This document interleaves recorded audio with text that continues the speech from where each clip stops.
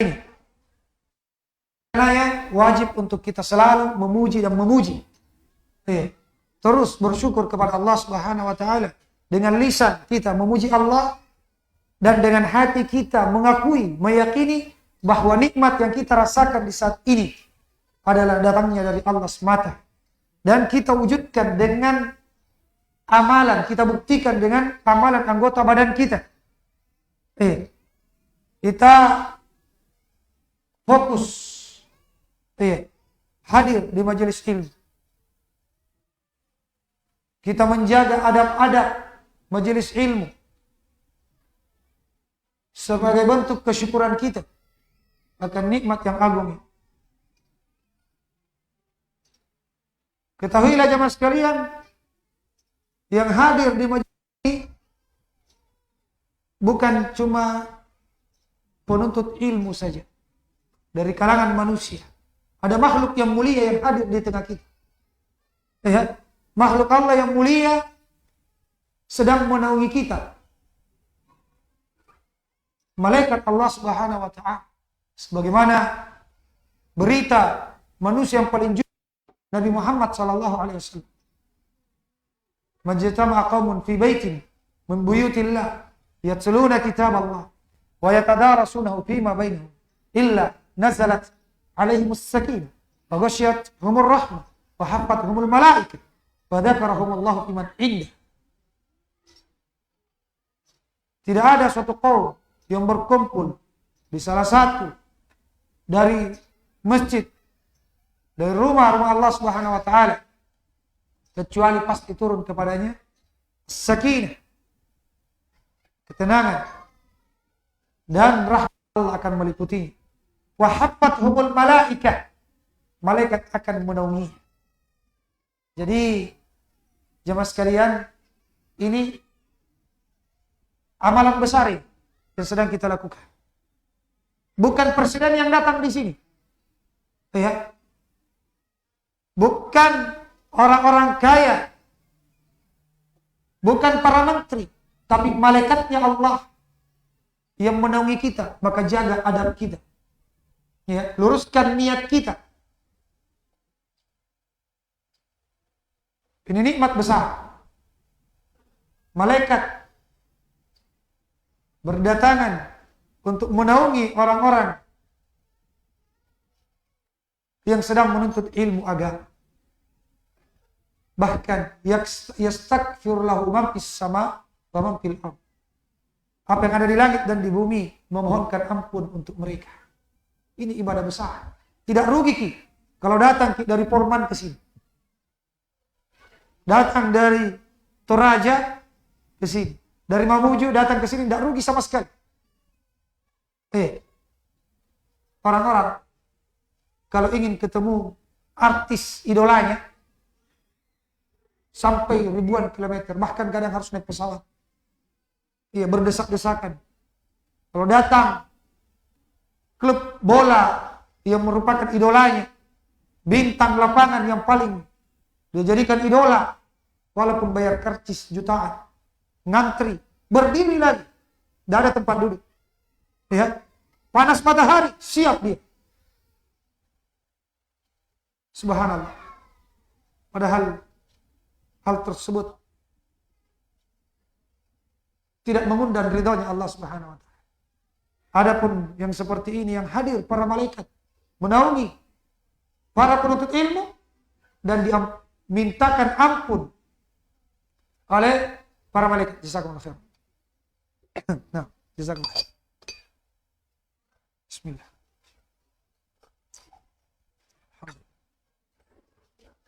Dimintakan ampun oleh apa yang ada di langit dan di bumi, bahkan ikan di laut. Dosa-dosa kita terlalu banyak ya ikhwan. Akhwati billah, dosa-dosa kita terlalu banyak. Mata kita melihat yang haram tidak terhitung jumlah. Telinga kita mendengarkan yang haram tidak terhitung jumlah. Maka kita sangat fakir, sangat membutuhkan ampunan Allah Subhanahu wa taala.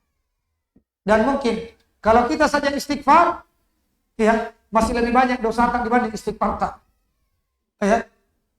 Maka kesempatan hadir di majelis ilmu, apa yang ada di langit, di bumi, bahkan ikan di lautan, semut di sarangnya memohonkan ampun untuk kita. Kemuliaan yang sangat besar. Tidak rugi jamaah sekalian menempuh perjalanan yang jauh untuk menuntut ilmu agama. Belum lagi ya, kata Rasulullah sallallahu alaihi wasallam, wa dzakarahumullahu fi man indah. Allah sebut-sebut namanya ya di hadapan para malaikatnya. Kira-kira jemaah sekalian, bagaimana perasaan tak ya kalau Pak Jokowi sebut-sebut nama tak di hadapan para menteri?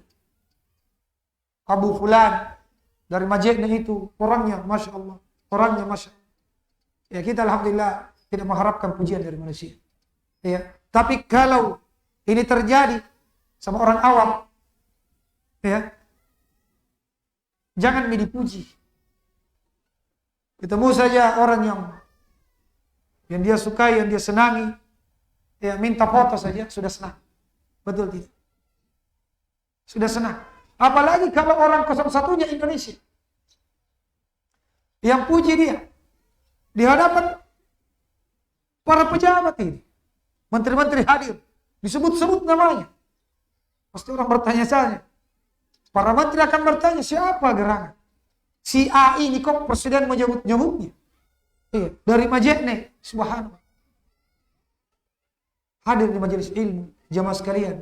Yang menyebutnya penciptanya para presiden. Ya, penguasanya para penguasa. Dan di hadapan majelis. Di hadapan majelis makhluk yang termulia. Ya, makhluk yang mulia, yaitu para malaikat. Maka itu cukup menjadi motivasi bagi kita sekalian untuk selalu hadir di majelis ini. Kaum muslimin dan muslimat yang dimuliakan Allah, pembahasan kita dalam kesempatan ini adalah meraih keutamaan di dalam mengikuti sunnah Rasulullah SAW.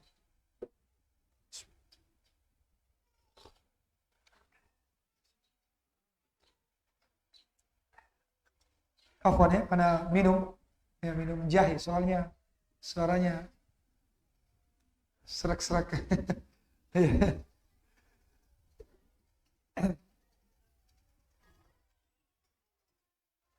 Meraih keutamaan melalui atau dengan mengikuti sunnah Rasulullah SAW. Pembahasan yang sangat penting untuk kita pahami bersama, kemudian kita amalkan. Sebelumnya kita perlu tahu apa itu sunnah Rasulullah SAW. Ya. Sunnah itu asalnya dari sanana, ya, yaitu jalan.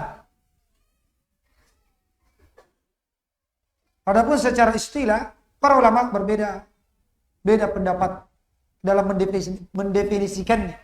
Kalau ulama ahli hadis dia katakan ma'udhifa ila Nabi sallallahu alaihi wasallam min qaulin au fi'lin au taqririn au sifatin khuluqiyatin au khalqiyatin. Ini definisi sunnah menurut ulama ahlul hadis.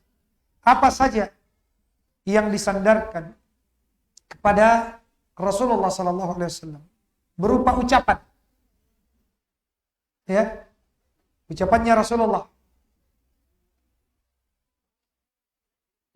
ataupun perbuatan Rasulullah sallallahu alaihi wasallam, tata cara salatnya, tata cara puasanya, apa yang dia lakukan, atau takrir, pembenaran beliau ketika ada sahabat melakukan sesuatu dan Rasulullah tidak ingkari, dibiarkan, berarti itu termasuk sunnahnya Rasulullah, ya, ditakrir. Atau sifat khuluqiyah, akhlaknya Rasulullah, atau sifat khalqiyah, iya, bentuk tubuhnya. parasnya, bagaimana rambutnya, bagaimana bentuk wajahnya dan seterusnya. Adapun ulama usul fiqih mengatakan bahwa sunnah itu ma'udhifa ila Nabi sallallahu alaihi wasallam min qaulin au fi'lin au taqririn, sampai di situ.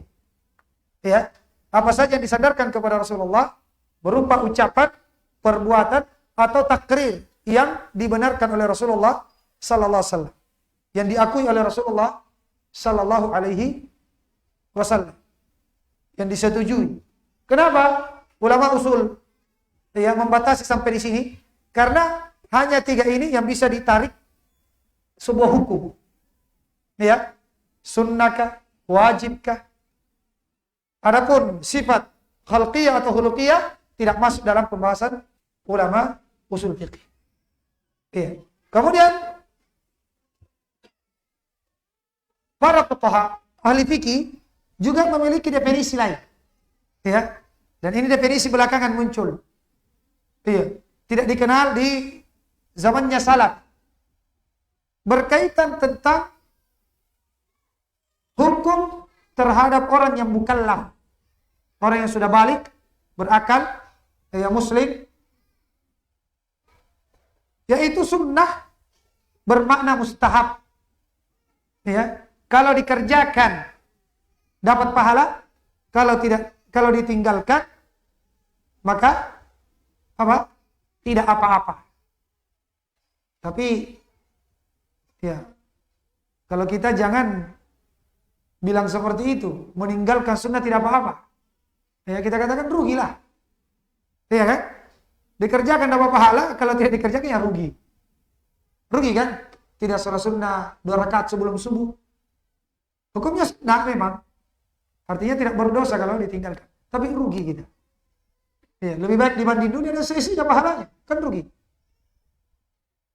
Berarti sunnah itu segala jalan hidupnya Rasulullah SAW. Ya, seluruh jalan hidupnya Rasulullah SAW. Ada yang hukumnya wajib, ada yang hukumnya sunnah. Ada bahkan yang merupakan kekhususan untuk Rasulullah. Tidak boleh kita ikuti. Seperti apa?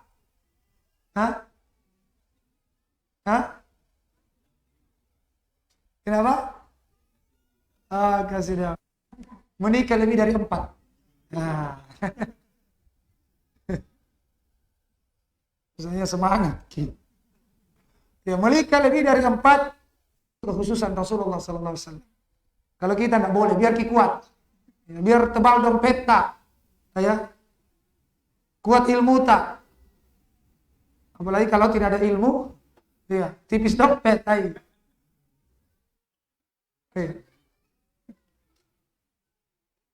Maksimal berapa? Umatnya Rasulullah maksimal 4. Nah, al-ikhwa wal akhwat rahimani wa rahimakumullah. Allah Subhanahu wa taala menggandengkan nama Rasulullah sallallahu alaihi wasallam dengan namanya kurang lebih 25 ayat di dalam Al-Qur'an. Perintah untuk mentaati Allah, setelah itu diikutkan mentaati Ar-Rasul sallallahu alaihi wasallam. Ya, ati Allah wa atiur Rasul, wa may yuti'illaha wa rasulah. Banyak sekali di dalam Al-Qur'an menunjukkan wajibnya kita mengikuti Nabi Muhammad sallallahu alaihi wasallam. Jalan hidupnya Nabi Muhammad sallallahu alaihi wasallam, petunjuknya, bimbingannya Nabi Muhammad sallallahu alaihi wasallam, sunnah beliau. Bahkan tidak sah keislaman seseorang kalau dia tidak mengikutkan namanya Nabi Muhammad sallallahu alaihi wasallam di dalam syahadat. Kalau ada yang cuma bersyahadat asyhadu an la ilaha illallah, sampai di situ saja belum sah Islamnya. Sampai dia bersyahadat wa asyhadu anna Muhammadar Rasulullah. Salat kita tidak akan sah kalau tidak menggandengkan Nabi Muhammad sallallahu alaihi wasallam ketika kita bertasyahud. Menunjukkan bahwa Islam, yang namanya Islam yang hakiki, yang benar, wajib mengikuti sunnahnya Rasulullah sallallahu alaihi wasallam. Petunjuknya, bimbingannya, cara beragamanya beliau sallallahu alaihi wasallam.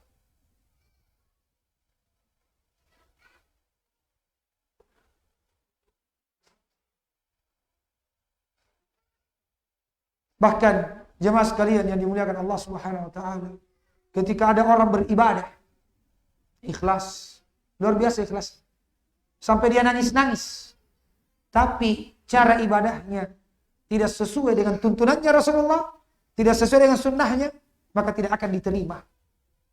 Ya, wajib kita beribadah kepada Allah dengan metodenya Rasulullah sallallahu alaihi wasallam. Man amila amalan laisa alaihi amruna fahuwa raddun. Siapa yang melakukan sebuah amalan yang tidak ada perkara kami di atasnya, maka dia tertolak.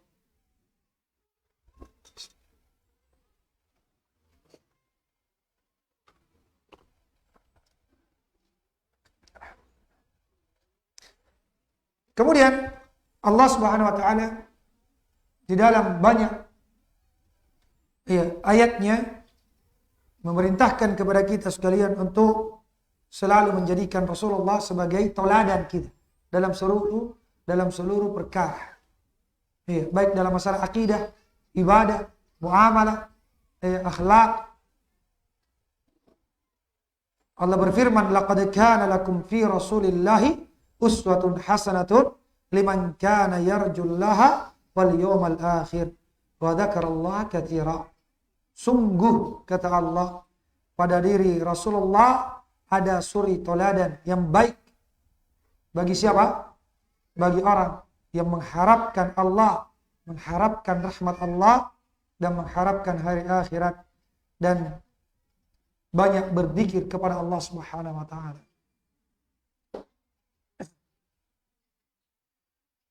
Kemudian Allah wajibkan untuk menerima apapun yang datang dari Rasulullah sallallahu alaihi wasallam. Masuk di akal ataupun tidak. Tapi ingat, seluruh yang datang dari Rasulullah itu masuk di akal. Kalau ada yang tidak masuk di akal, akalnya kita yang dicurigai. Bukan sunnahnya Rasulullah. Karena seluruh yang datang dari Rasulullah itu hakikatnya masuk di akal. Ya. Yang penting akalnya masih sehat. Kecuali akalnya sudah kurang sehat, maka dia tidak akan menerima dengan akal. Semisal contoh apa? Semisal contoh hadis yang kata Rasulullah sallallahu alaihi wasallam, ketika seekor lalat jatuh pada minuman salah seorang di antara kalian, maka dia apa? Celupkan. Karena pada salah satu sayapnya ada racun dan pada sayap yang lainnya ada penawarnya. Sebagian tokoh bahkan dianggap oleh sebagian manusia sebagai ulama menolak hadis ini. Dianggap ini tidak masuk di akal. Namanya lalat kan di tempat-tempat kotor. Namun ternyata penelitian medis, salah satu sayap dari lalat tersebut betul ada mengandung penawar dari racunnya. Maka jemaah sekalian yang dimuliakan Allah Subhanahu wa taala, Allah wajibkan kita untuk menerima apapun yang dibawa oleh Rasulullah sallallahu alaihi wasallam. Allah berfirman, "Wa ma ataakumur rasul fakhudhuhu wa ma nahakum anhu fantahu." Apa yang dibawa oleh Rasul terima. Ambil. Apa saja? Aqidah, ibadah, muamalah, masalah perkara gaib yang lalu, yang akan datang, yang terjadi di alam kubur, wajib diterima. Abu Bakar radhiyallahu an dikatakan as-siddiq, orang yang sangat jujur dan membenarkan. Ya.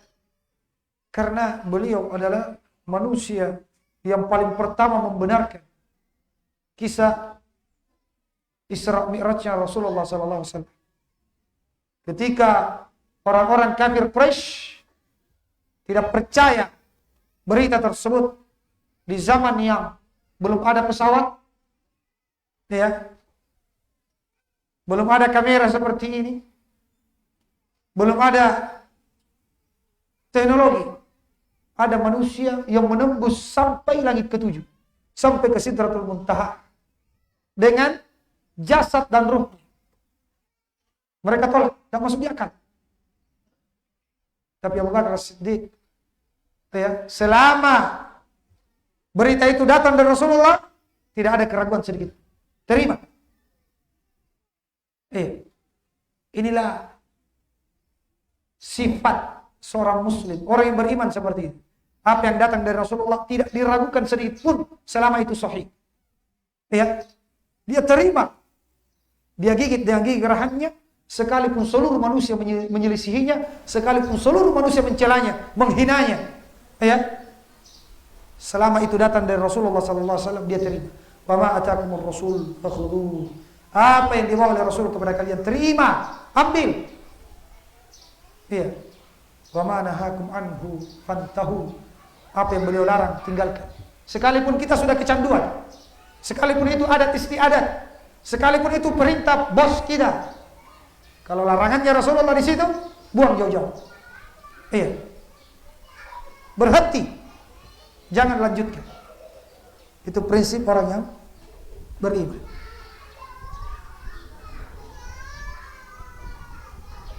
Ikhwani fi din rahimani wa rahimakumullah. Karena waktu kita terbatas, maka kita masuk pada apa keutamaan mengikuti sunnah Rasulullah sallallahu alaihi wasallam. Untuk apa dipelajari? Untuk apa diketahui? Supaya kita termotivasi. Ya. Kita termotivasi untuk mengikuti sunnahnya Rasulullah sallallahu alaihi wasallam. Bukan sekedar ditampung, ya, penambah wawasan, tapi untuk dijadikan motivasi cambuk bagi kita untuk selalu menapaki setiap sunnah Rasulullah sallallahu alaihi wasallam dan tidak menganggap enteng, tidak menganggap sepele, ya, apapun dari sunnah Rasulullah sallallahu alaihi wasallam, karena kaidahnya asy-syari' la ya'muru illa bima maslahatuhu khalisah rajihah wa la yanha illa amma mafsadatuhu khalisah rajihah. Syariat ini, ya, Allah Subhanahu wa taala yang menetapkan syariat dengan dibawa oleh Nabi Muhammad sallallahu alaihi wasallam. Perintahnya, ya, tidaklah memerintahkan sesuatu kecuali padanya maslahat murni atau dominan. Ini dasar. Apa saja yang datang dari syariat yang dibawa oleh Nabi Muhammad sallallahu alaihi wasallam, maka pasti maslahatnya murni 100% atau dominan kebaikan. Walaupun menurut kayaknya ini kalau dikerjakan, ya, banyak mudaratnya. Ya. Jihad bisa orang terluka, iya kan? Bisa orang meninggal, tapi maslahatnya jauh lebih besar. Surga Allah Subhanahu wa taala. Agama Allah akan ditinggikan. Dan syariat ini yang dibawa oleh Rasulullah sallallahu alaihi wasallam tidak pernah melarang, kecuali, ya, di dalam larangan tersebut ada kejelekan, ada mudarat murni atau lebih banyak kejelekan. Maka jangan ragu. Kalau sudah ada larangan dari Rasulullah, buang jauh-jauh. Walaupun, ya, bagaimana nih nanti, apa saya mau makan kalau saya tinggalkan ini riba? Ya. Pekerjaan apa yang saya mau dapatkan, apalagi pandemi? Tidak ada kamusnya. Ya, di dalam kamusnya orang yang memahami kaidah ini berkata demikian, tidak ada.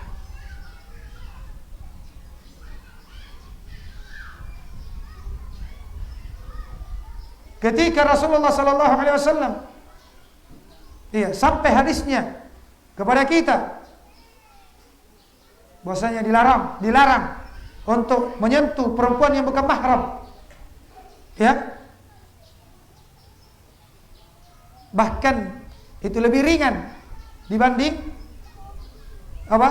ditusukkan sisir dari besi pada kepala kita, itu lebih ringan dibanding menyentuh perempuan yang bukan mahramnya. Ini hadis datang dari Rasulullah sallallahu alaihi wasallam.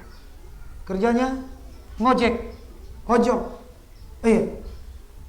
Ada penumpangnya perempuan.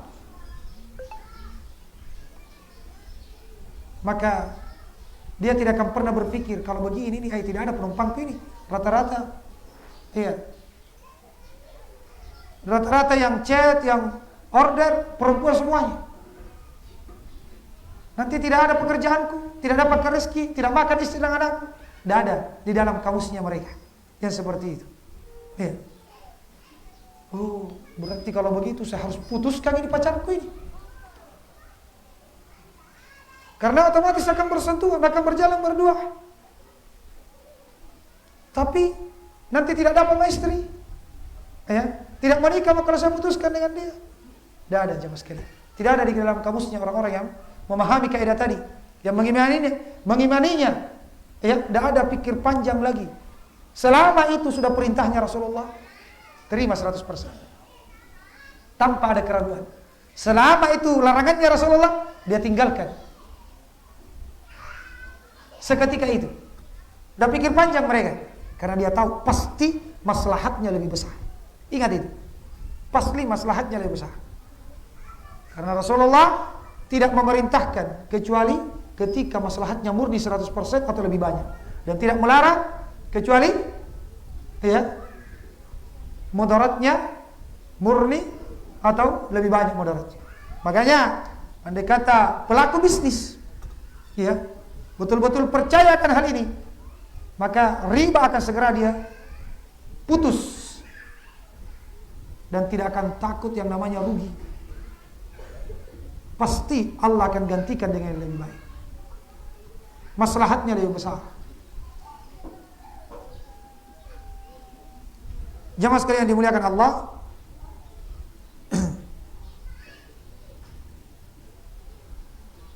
keutamaan mengikuti sunnah Rasulullah sallallahu alaihi wasallam. Yang pertama adalah dijamin mendapatkan pahala. Tidak ada rasa takut dan rasa sedih. Allah berfirman, "Bala man aslama wajhahu lillah wa huwa muhsin falahu ajruhu inda rabbih wala khaufun alaihim wala hum yahzanun." Tentu siapa yang menyerahkan wajahnya untuk Allah semata, kata Syekhul Islam Ibnu Taimiyah, artinya dia ikhlas kepada Allah di dalam beribadah.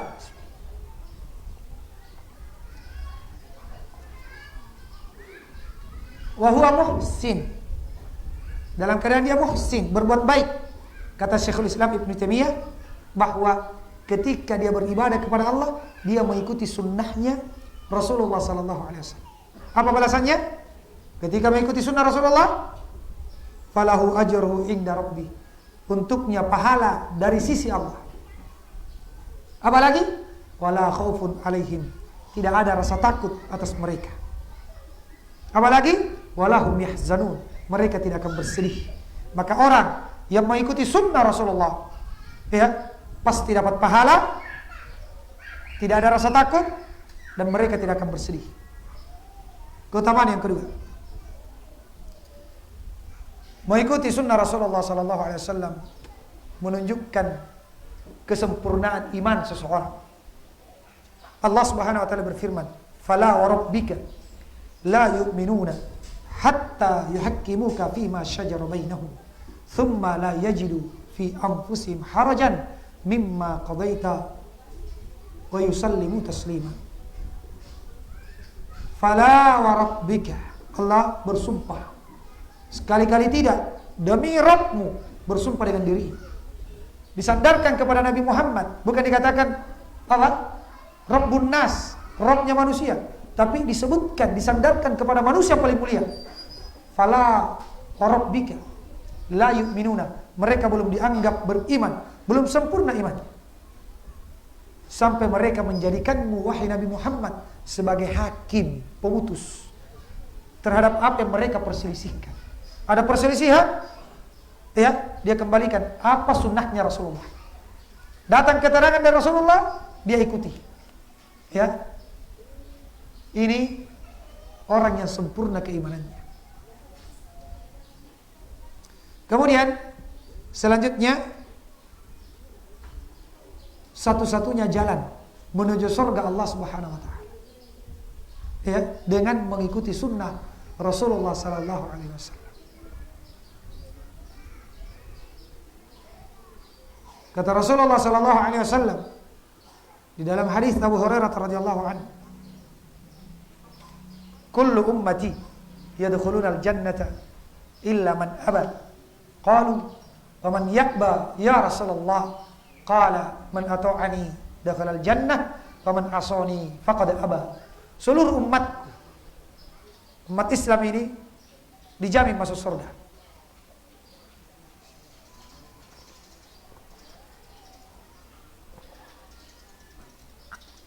kecuali yang tidak mau. Ada kecualinya. Kecuali yang tidak mau. Ini kan sering kita dengarkan dari orang-orang awam, yang penting saya sudah berislam.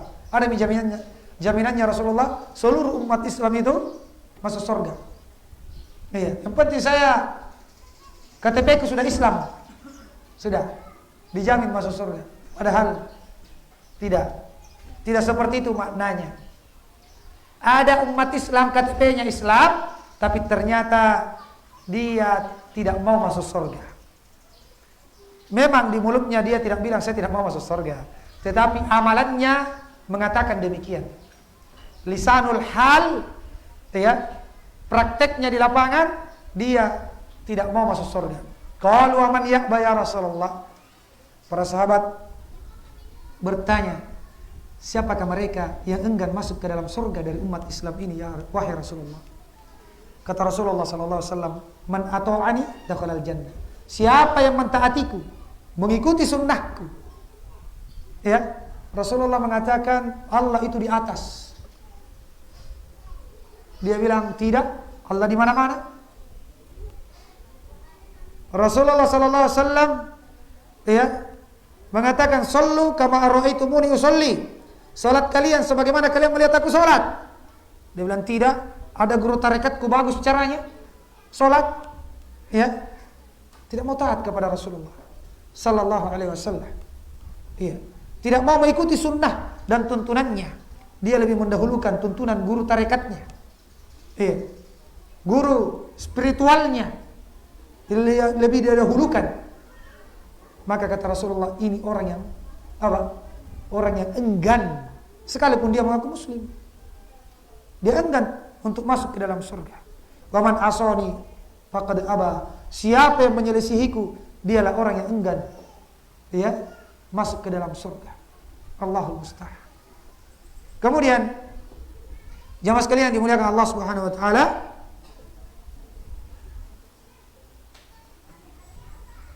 di dalam firman Allah Subhanahu wa taala, ya,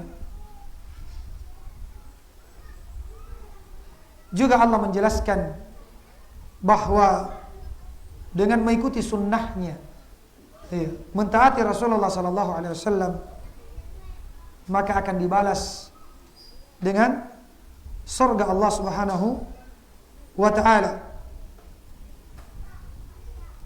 dan akan dikumpulkan bersama dengan para nabi was-siddiqin wasyuhada was-shalihin. Allah berfirman, "Wa may yuti'illaha war rasul faulaika ma'al ladzina an'ama Allahu minan nabiyyin was-siddiqin wasyuhada was-shalihin wa hasuna ulaika rafiqa." Barang siapa yang mentaati Allah dan Rasulnya, yang mentaati Allah dan Rasulullah sallallahu alaihi wasallam, yang mengikuti sunnahnya, maka mereka lah orang-orang yang akan dikumpulkan bersama dengan orang yang Allah beri nikmat dari kalangan para nabi, ya, was-siddiqin, was-syuhada, orang-orang yang mati syahid, was-sholihin. Keutamaan besar mengikuti sunnah, mentaati Rasulullah sallallahu alaihi wasallam, kita akan dikumpulkan bersama dengan para nabi. Adakah di antara kita yang tidak mau bertetangga dengan Rasulullah sallallahu alaihi wasallam? Tidak. Seluruh umat Islam mau bertetangga dengan Rasulullah sallallahu alaihi wasallam di surga. Iya, namun sayangnya tidak seluruh umat Islam mau taat, mau mengikuti sunnahnya Rasulullah sallallahu alaihi wasallam. Bahkan tidak sedikit mereka ingin bersama dengan Rasulullah di akhirat, mendapatkan syafaatnya, namun di dunia dia menyelisihi tuntunan Rasulullah sallallahu alaihi wasallam. Iyadzan billah. Kemudian di antara keutamaan mengikuti sunnah Rasulullah sallallahu alaihi wasallam adalah mendapatkan cinta dari Allah Subhanahu wa taala dan ampunannya. Mendapatkan cinta. Sekedar kita mengaku saya cinta Allah itu mudah. Ya. Sekedar mengaku kita mencintai Allah itu mudah. Setiap orang ya hampir semua mengaku saya cinta Allah, iya kan? Tetapi yang terpenting sebenarnya Allah cinta atau tidak kepada kita. Jangan sampai cintanya bertepuk sebelah tangan. Kullun yadda'i waslan bilailah walayla la tuqirru bidzak. Setiap orang mengaku punya hubungan cinta dengan si Laila. Bukan Laila yang ada di masjid nih. Ini syair Arab ini. Wanita cantik, ya, punya kedudukan, banyak mengaku-ngaku, ya, punya hubungan dengan si Laila, tapi ternyata si Laila tidak akui siapa dia. Ya, cinta bertepuk sebelah tangan. Banyak orang mengaku cinta kepada Allah, tapi Allah belum tentu cinta kepadanya. Maka kalau ingin meraih cintanya Allah, ya, Allah Subhanahu wa taala berfirman, "Qul in kuntum tuhibbunallaha fattabi'uni yuhibbukumullah wa yaghfir lakum." Iya. Wa yaghfir lakum dzunubakum wallahu ghafurur rahim. Katakanlah, kata Ibnu Katsir rahimahullah taala, bahwa ini ayat untuk menguji, membuktikan kecintaan, ya, orang yang mengaku cinta kepada Allah Subhanahu wa taala. Ini ayatnya yang mengujinya. Qul, katakan ya Nabi Muhammad, in kuntum tuhibbunallaha, kalau kalian betul-betul mengaku cinta kepada Allah, kalian betul-betul cinta kepada Allah, buktikan dengan apa? Fattabi'uni, ikuti saya. Wahai orang-orang yang mengaku cinta kepada Nabi Muhammad sallallahu alaihi wasallam, ya, kalau kalian betul-betul cinta, ya, yang mengaku cinta kepada Allah, kalau kalian betul-betul cinta kepada Allah, ikuti Nabi Muhammad, ikuti akidahnya, ikuti tata cara ibadahnya. Iya, banyak orang mengaku bukan sekedar cinta. Dia katakan saya sudah sampai tingkat makrifah. Saya dengan Allah itu, ya, sudah apa istilahnya? Sudah saling mengintip. Ya. Bahkan sebagian mengaku sudah menyatu. Iya, sampai pada tingkat ma'rifatullah katanya. Subhanallah. Tapi prakteknya di lapangan, sholat 5 waktu dia tidak kerjakan. Atau dia sholat tapi tidak sesuai dengan tuntunan Rasulullah SAW. Ini pengakuan, ya, omong kosong belaka. Mengaku ma'rifatullah sampai pada tingkat ma'rifat, cinta kepada Allah, kemudian tidak mengikuti keyakinannya Rasulullah tentang Allah, tidak mengikuti tata cara salatnya Rasulullah sallallahu alaihi wasallam, tidak mengikuti sunnah-sunnahnya Rasulullah sallallahu alaihi wasallam, bahkan dia katakan itu cuma kulit-kulitnya ji. Ya, itu hanya kulit-kulitnya ji katanya. jenggot ini, sholat 5 waktu berjamaah di masjid, ruku, sujud, ya, itu hanya kulit-kulitnya. Ada rahasianya, rahasia. Iya. Ini semua omong kosong belaka yang dibisikkan oleh syaitan kepada wali-walinya, ya, dari kalangan manusia. Allahul musta'an. Yang berfirman ini Allah di dalam Al-Quran. Kalau kalian betul-betul cinta kepada Allah, fattabi'uni, ya, ikuti Nabi Muhammad.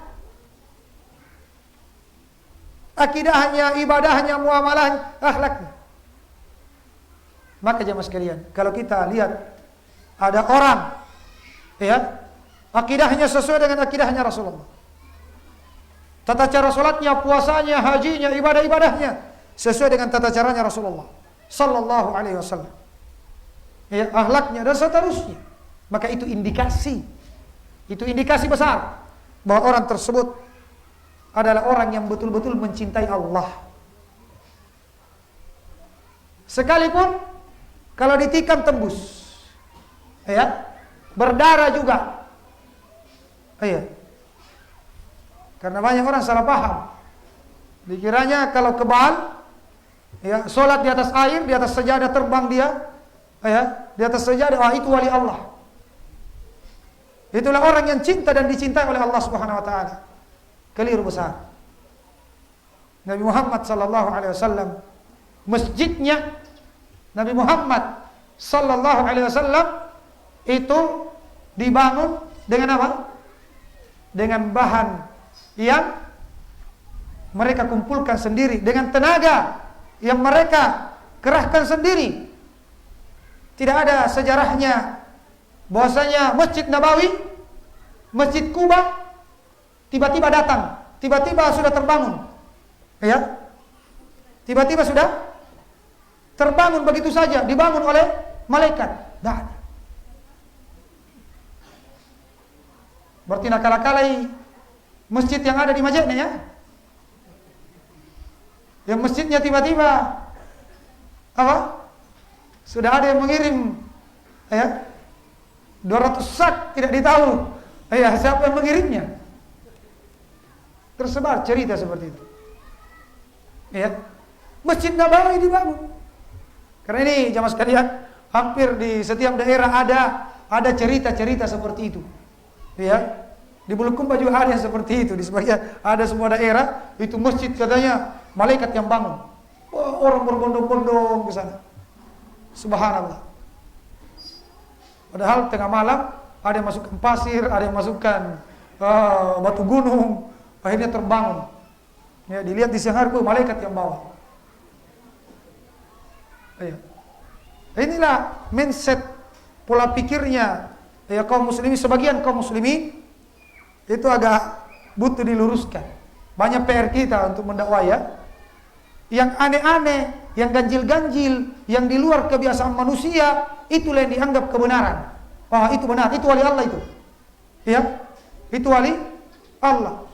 Karena satu kali sholat tak 5 tempat. Subhanallah. Bukan seperti itu. Rasulullah tidak pernah satu kali sholat 5 masjid atau 10 masjid.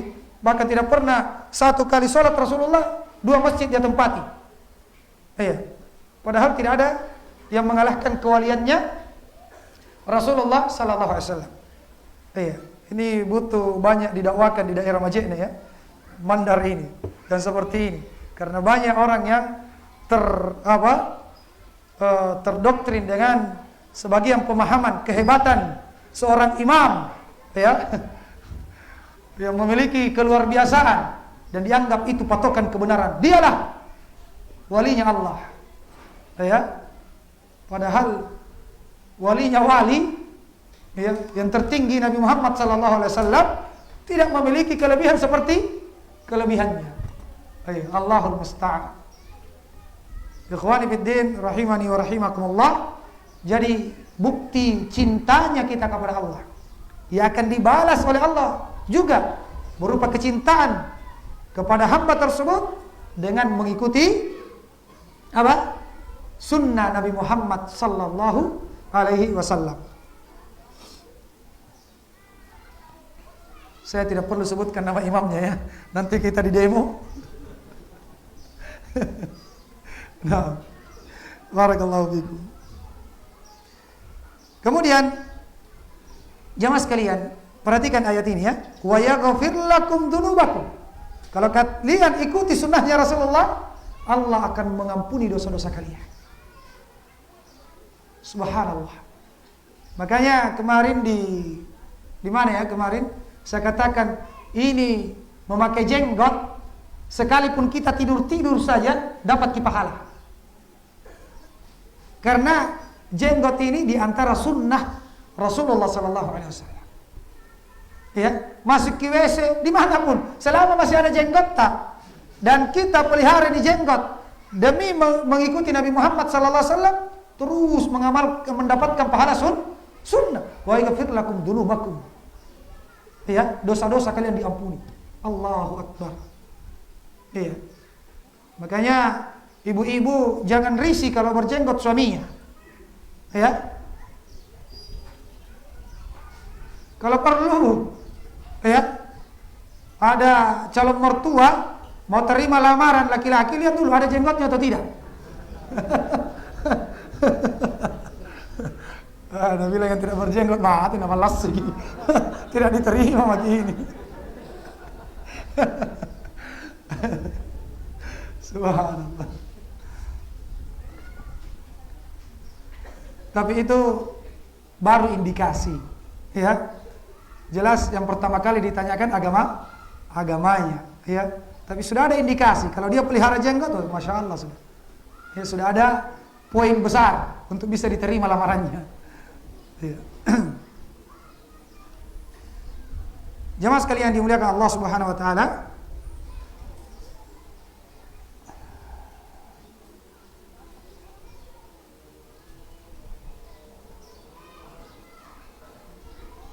Yang terakhir, sebenarnya banyak sekali keutamaan mengikuti sunnah Nabi Sallallahu Alaihi Wasallam. Ya. Bahkan kesimpulannya bahwa seluruh kebaikan hanya bisa diraih dengan mengikuti sunnah Nabi Sallallahu Alaihi Wasallam. Dan seluruh kejelekan itu didapatkan karena menyelisihi sunnah Rasulullah Sallallahu Alaihi Wasallam. Itu kesimpulannya. Iya. Yang terakhir, bahwa dengan mengikuti sunnah Rasulullah Sallallahu Alaihi Wasallam, seseorang akan meraih keberuntungan, kebahagiaan dan kemenangan. Iya. Maka di balik sunnah itu ada kejayaan. Sering kita dengar slogan ini? Sering kita dengar slogan ini? Di balik sunnah ada kejayaan. Hah? Kalau yang mantan insya Allah tahu.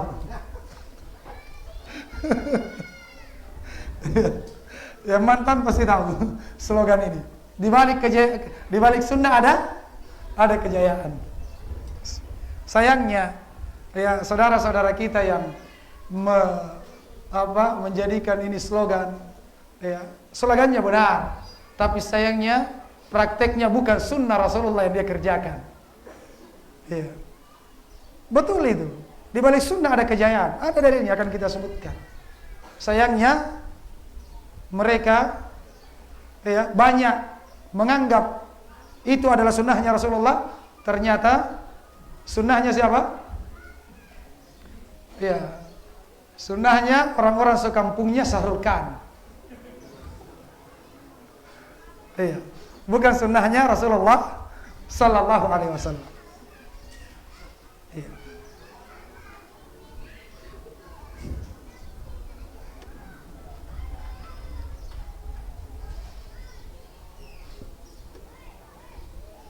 Allah Subhanahu wa taala berfirman, "Innama kana qala al-mu'minin idza du'u ila Allah wa rasuli liyahkuma bainahum ay yaqulu sami'na wa ata'na wa ulaika humul muflihun. Wa man yuti'illaha wa rasulahu wa yakhsha Allah wa yattaqi fa ulaika humul faizun." Hanyalah, dari yang lain, hanyalah ucapannya orang-orang yang beriman Kalau diajak kepada Allah dan Rasulnya, Allah berfirman demikian, Rasulullah bersabda demikian, ya, agar mereka berhukum di antara mereka. Jawabannya mereka hanya mengatakan, kami mendengar dan kami taat.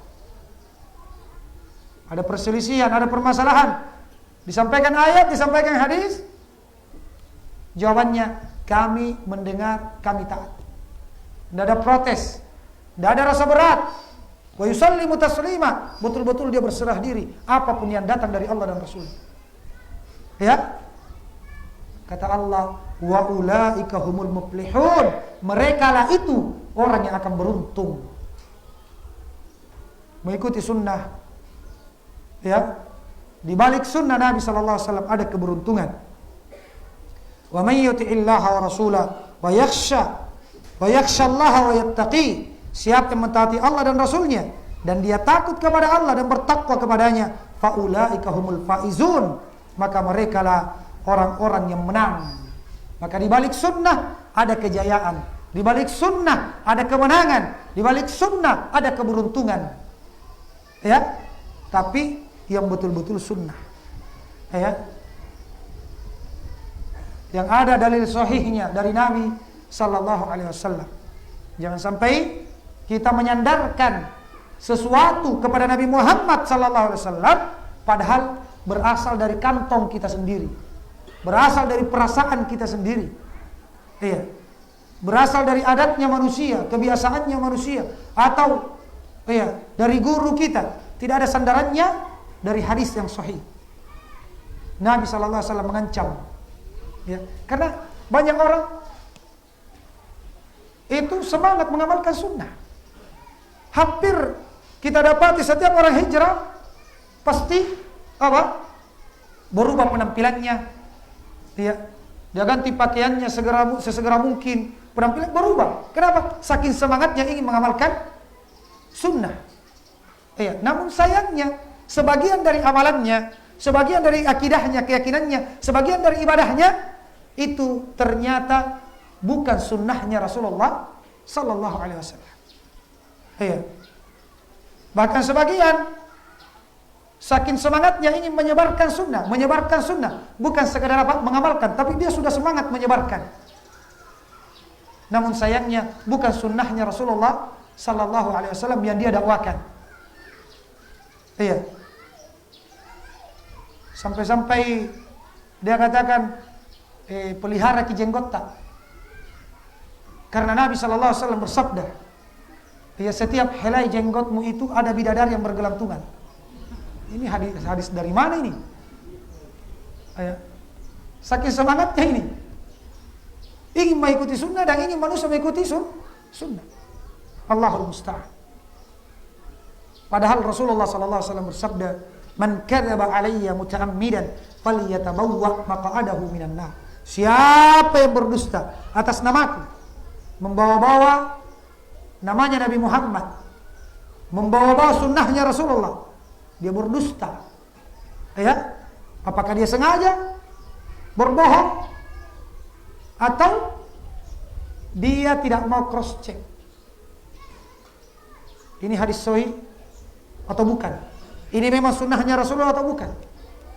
Yang penting apa dia dengar, katanya sunnah, dia sampaikan. Itu termasuk bentuk kedustaan. Kata Rasulullah, kafa bil mar'i kadziban ayyuhaddits kullama sami'. Cukuplah seseorang dikatakan berdusta kalau dia ceritakan, dia sampaikan setiap yang dia dengar, tanpa dia tabayyun, tanpa dia cross check. Makanya ahli sunnah itu paling berhati-hati sebelum menyampaikan ayat, menyampaikan hadis, menyampaikan sebuah keyakinan, dia cek dulu. Ini betul ada dasarnya atau tidak? Karena jangan sampai dia termasuk kategori pendusta. Man kadzaba alayya muta'ammidan, siapa yang berdusta atas namaku, falyatabawwa maq'adahu minan nar. Siapa sengaja berdusta atas namaku, ya, maka hendaknya dia persiapkan tempat duduknya dari api neraka. Nauzubillah. Kemudian jamaah sekalian, yang paling terakhir, kalau ini paling terakhir, Ya. Pembahasannya bukan tentang keutamaan, namun bahaya menyelisihi sunnah Nabi sallallahu alaihi wasallam. Ya. Bahaya menyelisihi sunnah Nabi sallallahu alaihi wasallam. Rasulullah menunjukkan sebuah jalan, kita menempuh jalan yang lain.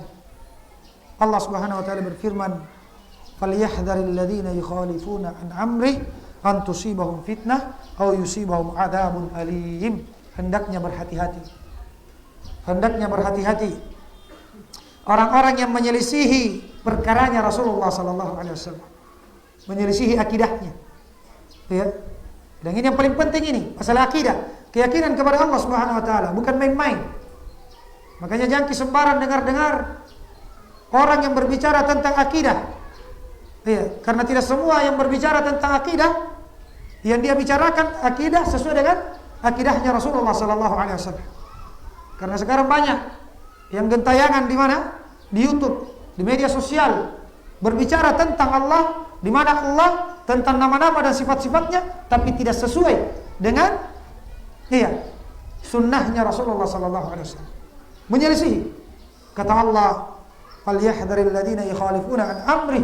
Hendaknya berhati-hati orang yang menyelisihi perkara Rasulullah sallallahu alaihi wasallam, antusibahum fitnah. Fitnah akan menimpanya, au yusibahum adzabun alim, atau adab yang pedih akan menimpanya. Iyadzam billah. Semoga Allah Subhanahu wa taala menjadikan kita orang-orang yang senantiasa semangat mempelajari sunnah Rasulullah sallallahu alaihi wasallam, semangat untuk mengamalkan setiap sunnah yang telah kita ketahui, sekalipun mungkin konsekuensinya kita akan dibully, kita akan dicaci maki, dituduh sebagai Wahabi, sebagai teroris, sebagai radikal, ekstrim dan yang lainnya. Pegang sunnah Nabi sallallahu alaihi wasallam dengan kuat, dengan gigi geraham, ya, sekalipun itu bagaikan kita memegang bara api, ya. Di zaman ini jamaah sekalian, berpegang teguh dengan sunnah Rasulullah sallallahu alaihi wasallam bagaikan kita menggenggam bara api, sebagaimana yang diberitakan oleh Rasulullah sallallahu alaihi wasallam. Kita genggam panas, namun ketika kita lepaskan kita akan celaka. Memegang sunnah di zaman sekarang, di zaman keterasingan Islam, ya, yang murni, keterasingan sunnah Rasulullah sallallahu alaihi wasallam, itu begitu berat, butuh kesabaran.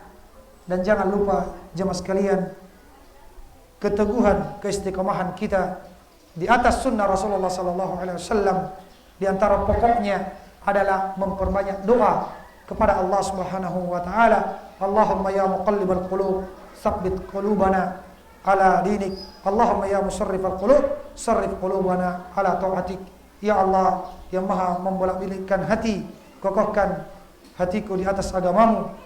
Ya Allah yang Maha memalingkan hati, bimbing hatiku untuk senantiasa taat kepadamu.